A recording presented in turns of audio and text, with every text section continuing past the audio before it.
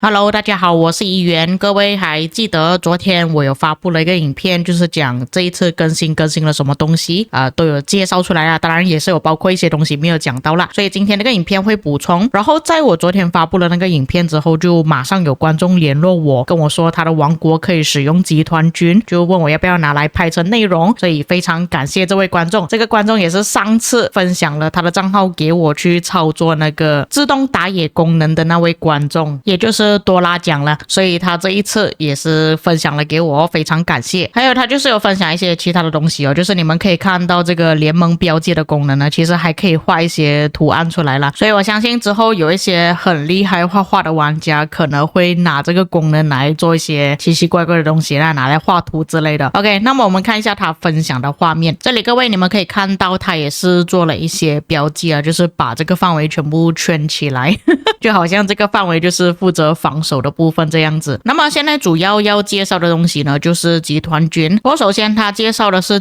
千层的功能啊，在昨天的影片我没有讲到，就是你们点选这边标记的时候，下面还有一个千层跟镜子嘛。千层的时候你点击了，你就可以在地图上画一个框框，就像他这个画面演示这样子，手机版也是可以画框框的。然后你地图上就会看到这些圆圈，不管是你现在操作的画面还是别人看到的画面，都是会有这个圈圈。这个圈圈的意思就是让你把城市牵成过去的意思。那因为他的队伍在外面了，所以他现在叫他的队伍回家，你们可以直接牵成在这个指定的位置，他会跟你讲有哪一些圈圈你可以牵成过去，就像这样子，他有一个指定位置已经安排好了。当然你们要做一些细操作也是可以啊，你不一定要跟回他的圆圈去牵成，只不过他那个圆圈的位置就是刚好你的城市能够牵成去的那个地方。下一个部分就是集团军啊，现在他要用这个画面开集团军，就像我之前所说的，如果你们是一般加入集结的话就用这个界面，但是如果你们要开启集团军的时候，你们就开下面这个界面。但是如果你开启集团军的时候，你自己的账号只能开一个而已，不能开多个。像他这边已经开启了集团军，所以他只能控制这个集团军而已。开启了之后，他可以看到自己的位置在哪里，上面是会有一个标记的，当然你也可以额外自己打一个标记上去啦。然后如果别人要加入你的队伍的话，这个时候你们就要看他下面这个画面了，这个是另外一个账号，上面这个账号是开集团军，下面这个是负责加入的，他就要点击然后来到集团军这边，他可以自己开启一个集团军，这个是他自己开的，然后他上面这个账号也是同时间可以加入对方的集团军，也是通过这个方向去加入。你看你要点击加入哪一个集团军，像绿色的话就是他自己的，蓝色就是别人的。他点击了之后就可以看到对方的位置在哪里，然后看到对方的部队的时候，点击这个按钮，在更多咨询的按钮旁边点击了之后就会出现这个界面。来到这个界面之后，你才点击加入，选择自己的部队加入进去就可以了。这个是不管什么兵种都可以啦，只是对方可以看到你使用什么兵种。如果对方他不想要你的话，他可以解散。那么关于解散的部分呢，开启集团军的玩家可以解散，然后管理层跟盟主也是可以解散的，不是只有一个人而已。但是管理层跟盟主他们有权利解散，没有权利去操控这个部队。还要操控集团军的玩家，只有开启这个集团军的玩家能够操控而已。他这边我们看到他的部队已经加入了，所以他需要走一段路走过去。这里你们就可以看到，现在这个下面的账号是开启集团军的账号，然后上面这个账号就是加入这个集团军的账号，他就会跟着他点击的方向一起操作，就相当于他这个集团军的功能就是官方的同步器，但是他必须要一个队伍里面加入一个账号而已，并且一个玩家只能开启一个集团军，所以比较起真正的同步器来讲呢，这个官方的同步器还是有一点点逊色啦。不过对于某一些玩家来讲也是有帮助，就比方说可能有一些玩家他有很多个账号，他就可以使用这个功能去操作，然后他也不需要自己操控这么多的队伍，他可能只是需要操控一个集团军就可以了，然后他剩余的部队放在别人的集团军里面去，就是这个集团军多了一个不一样的玩法吧。那同时之间其实你们也可以开一些争议，它这个争议其实是国王的争议来的，所以你们就可以指定要哪一个队伍，然后开启争议，像他就开了统御，然后全部部队都会有争议了，然后他操控的时候也是2个部队贴在一起操控，不过这个可能会有一些部队延迟的问题啦。那假设说你们加入了集团军想要退出来的话，你就点选那个集团军，然后按返回的按钮，你就会离开这个集团军了，对方就没有办法再操控你的部队，你要再次加入也是可以马上加入进去这个集团军，就是说你在半路上看到有集团军你要操作其实也是可以的。那当然负责开启集团军的玩家，你可以把对方给踢出去啦，如果你觉得说他使用工兵跑太慢了，你使用骑兵跟不上你的速度，你就可以把他给踢走，像他就把他退出了，然后解散的时候部队全部都会闪开回去自己的家。那这里我就要讲一下有一些风险了，就很像假设说那个集团军出去了，他真的解散的话，万一你那个集团军里面有不少的账号可能是有小号，或者是他的位置不太一样，就比方说我们时常会发生就是这个可能是你的家，那另外一个人的家可能是在这个方向，但是敌人的领土在这边，就变成说你在这边打架打到一半解散了，这个人可以安全的回家，但是另外一个人他必须要绕过敌方的领土才可以回到家，有可能他绕过敌人的领土的时候他就被打了，就是有一点像是像我们去打别人的城市的时候不是加入集结吗，可能回程的路上会被一些敌人打到，类似是这样子的事情发生，所以这个集团军呢也是有一点风险啦，这个你们要自己注意。那么再来要讲的就是如果你的集团军没有开启让对方自动加入的话，你要怎么去做，就是你一样先开启了一个集团军，然后你创建了之后，你可以把这个集团军分享去你的聊天室，像他这样子他就有一个按钮按分享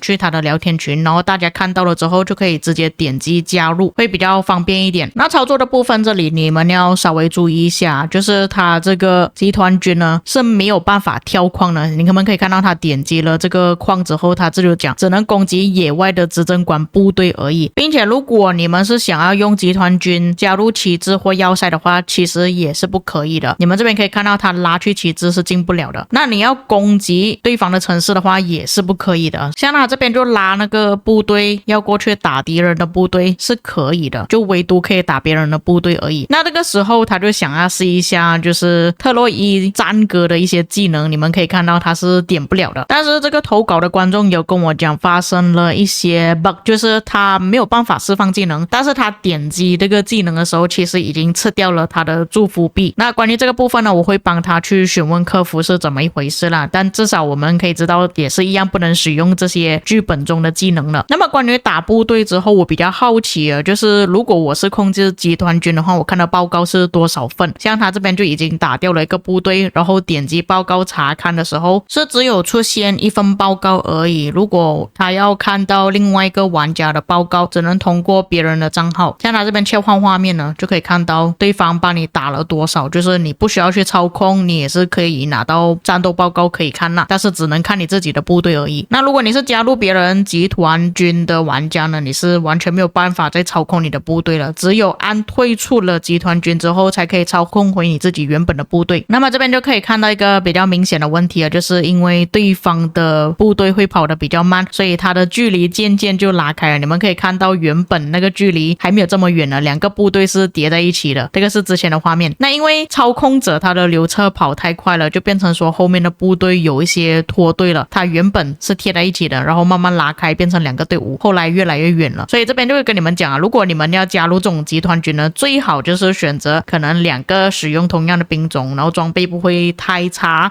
速度是一致的，会比较好一点。但是每一个集团军你们加入之后呢，只能派1个部队而已，你不能再派2-3个部队在同一个集团军里面，像他这样子他只能加入1队而已，然后一个集团军最多能加入7个部队。那么这边要讲另外一个操作了，假设说你的部队是允许你的队友去操作，就是你可以预先放好一些部队在那边等候着，也是一样点击集团军的按钮，只不过这一次你们要来到预备部队这个选项，来到了这里之后你们会看到这边有一些按钮啊，你就点击加入，就放好你的部队是允许你的队友去操控了。那假设说对方如果有要求的话，他就可以选择勾选你的部队加入他的集团军，像他这边就召集了，可以来到这边预备的部队，看到有哪一些玩家他是已经放置好了，你就可以勾选全部部队，然后加加入你自己的集团军里面去。不过当然的，这个操作不要在太远的距离操作了，就比方说你这个集团军的部队在敌人的领土上面，然后你把人家的部队从家里那边召唤过来，万一这个是敌人的城市，那有很大可能这个要加入集团军的部队在中途会被人家打，所以这个也是要稍微注意一下。那当然还有做了一些远程的测试，因为在前面我就跟大家讲过了嘛，如果有一个部队跑得特别慢的话，就会影响到你这个集团军的操作，更何况是远程，它还要设置好远程之后才可以进行攻击嘛。像